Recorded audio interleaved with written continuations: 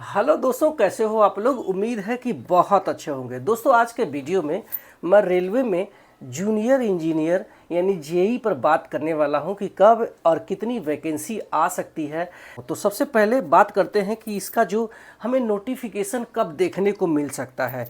तो जो रेलवे ने कैलेंडर दिया है उस कैलेंडर के अनुसार जुलाई से लेकर सितंबर में इसका नोटिफिकेशन आ जाना चाहिए, और अभी तक नहीं आया है बोले तो हमें सितंबर के लास्ट में देखने को मिल सकता है। अब बात ये होती है कि ये जो पोस्ट है ये क्या है, और तो ये पोस्ट आपका एक सुपरवाइज़र लेवल का है, जो कि काफ़ी अच्छी पोस्ट रेलवे में मानी जाती है, जो कि निचले तबके के जो भी कर्मचारी है, चाहे टेक्नीशियन हो चाहे खलासी है, इनको मैनेज करते हैं और इनका जो है सुपरवाइज़र के रूप में ये काम करते हैं। और ये एक नॉन गैजेटेड मतलब पोस्ट होता है। रेलवे में गैजेटेड पोस्ट जो होता है वो ग्रुप बी पोस्ट होता है, तो उसके बारे में हम बाद में बात करेंगे।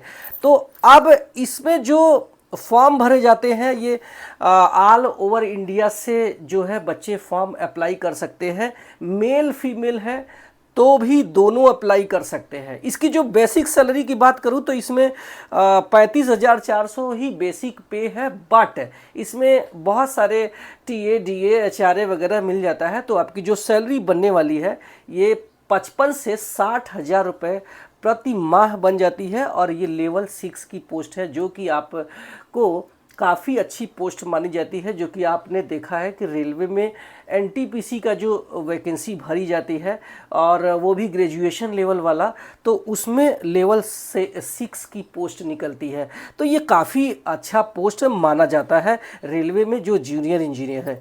तो सैलरी की बात हो गई, और इसमें जो कंपटीशन रहता है ये काफ़ी मॉडरेट रहता है, मतलब बोले वो बहुत ज़्यादा हाई भी नहीं रहता है, बहुत जो है लो भी नहीं रहता है, कि अगर आपने अच्छे से तैयारी कर लिया तो आपका सिलेक्शन हो सकता है। और अब की बार जो वैकेंसी आने वाली है उस पर आप देख सकते हैं कि हमारे जो यूनियन ने अच्छे खासे एक लेटर रेलवे को दिया है कि हमारे जो डिपार्टमेंट है, अलग अलग डिपार्टमेंट, उसमें जो वैकेंसी है बहुत है। चूँकि रेलवे में रोलिंग स्टॉक और इंजन और बहुत सारे इंफ्रास्ट्रक्चर्स बढ़े हैं, तो उसके लिए हमारा जो पोस्ट है उसको बढ़ाई जाए। तो लगभग 9 से 10,000 के आसपास इन्होंने सीट दिए हैं कि इतने वैकेंसी आने चाहिए। हालांकि अब वो डिपेंड करता है कि रेलवे अपने नोटिफिकेशन में कितना पोस्ट निकाल सकता है, लेकिन इतनी वैकेंसी जो है रेलवे के यूनियन ने बताया है कि इतना पोस्ट आप जो है भर सकते हैं, इतना सीटें खाली है। और सबसे बड़ी बात यह है कि इसका जो सिलेक्शन प्रक्रिया है आप देख सकते हैं 2024 में बहुत ही फास्ट जो है इसका प्रोसेस हुआ है। ठीक है, और इसमें बात कर लेते हैं कि कौन कौन लोग अप्लाई कर सकते हैं। तो जब आपकी एज जो है 18 वर्ष से 33 वर्ष के बीच में अगर रहेगा तो आप इसको अप्लाई कर पाएंगे। ये EWS और UR कैंडिडेट के लिए है। वही अगर आप SC/ST में आते हैं तो 5 वर्ष की छूट है, अगर आप OBC में आते हैं तो 3 वर्ष की छूट हमें देखने को यहाँ पे मिलती है।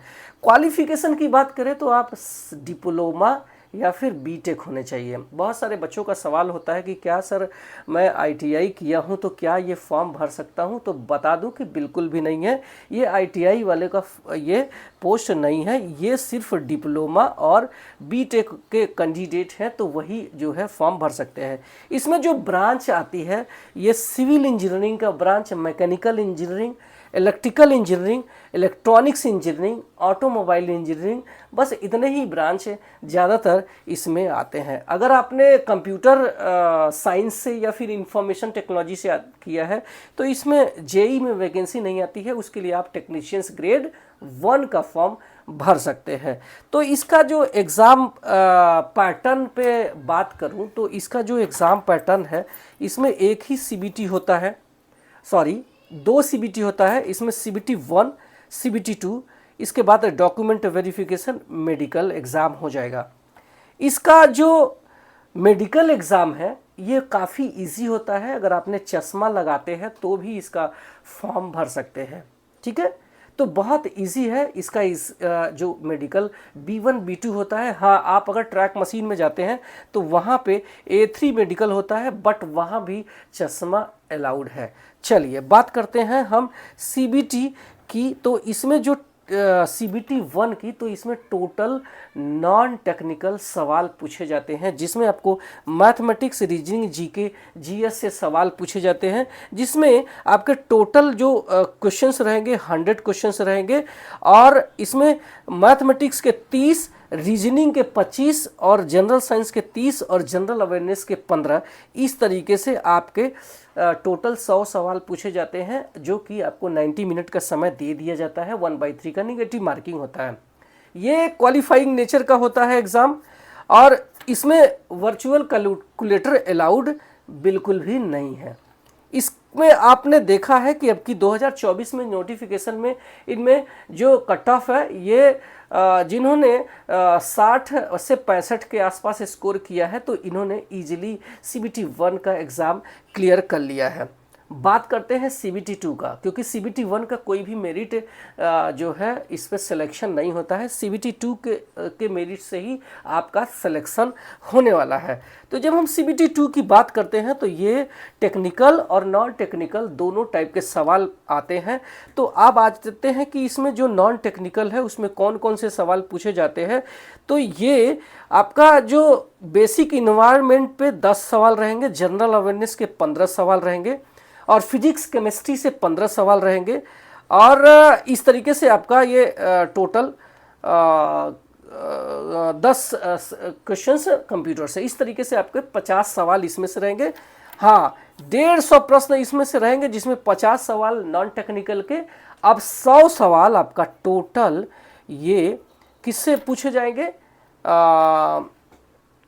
टेक्निकल से पूछे जाएंगे, जो कि आपका ब्रांच है, और वो ब्रांच आपका सिविल है तो उसको अच्छे से तैयार करके रखना, और मैकेनिकल है तो उसका अच्छे से तैयार करके रखना, या फिर इलेक्ट्रिकल है तो उसका अच्छे से तैयार करना।